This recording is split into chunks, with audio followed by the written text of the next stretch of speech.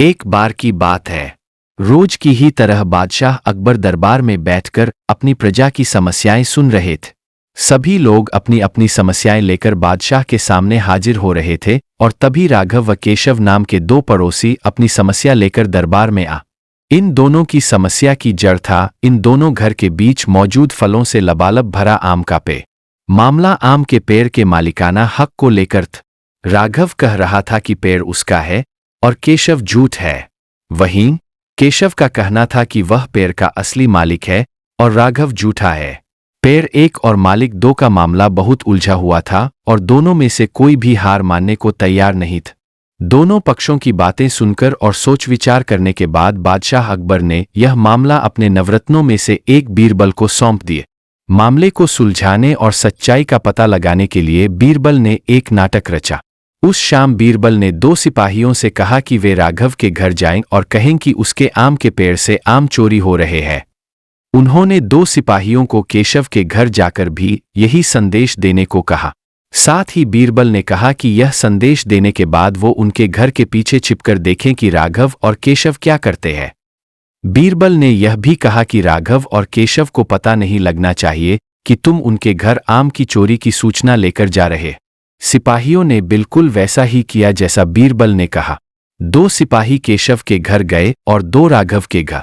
जब वो वहां पहुंचे तो उन्हें पता चला कि राघव और केशव दोनों ही घर में नहीं थे, तो सिपाहियों ने उनकी पत्नियों को यह संदेश दे दिए। जब केशव घर पहुंचा तो उसकी पत्नी ने उसे आम की चोरी की सूचना दी। यह सुनकर केशव ने कहा, अरे भाग्यवान, खाना तो खिला दो। आम के चक्कर में अब क्या भूखा बैठा रहूं? और कौन सा वह पेड़ मेरा अपना है?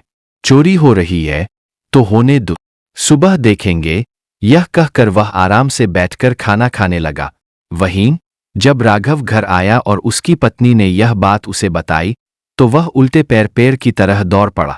उसकी पत्नी ने पीछे से आवाज लगाई, अरे खाना तो खा लीजिए। जिस पर राघव ने कहा, खाना तो सुबह भी खा सकता हूं, लेकिन अगर आज आम चोरी हो गए तो मेरे पूरे साल की मेहनत पर पानी फिर जाएगा। सिपाहियों ने दोनों के घर के बाहर छिपकर यह सारा नजारा देखा और वापस दरबार जाकर बीरबल को बताए। अगले दिन दोनों फिर से दरबार में हाजिर हुए। उन दोनों के सामने बीरबल ने बादशाह अकबर से कहा, जहांपनाह, सारी समस्या की जड़ वह पेड़ है।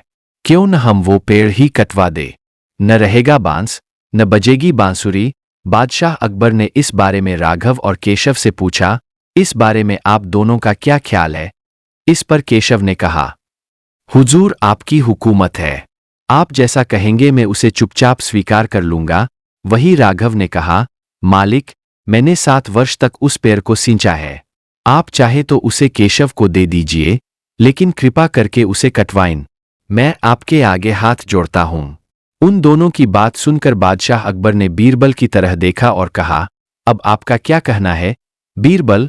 इसके बाद बीरबल ने बादशाह को बीती रात का किस्सा सुनाया और मुस्कुराते हुए कहा, हुजूर, पेड़ एक और मालिक दो, ऐसा कैसे हो सकता है?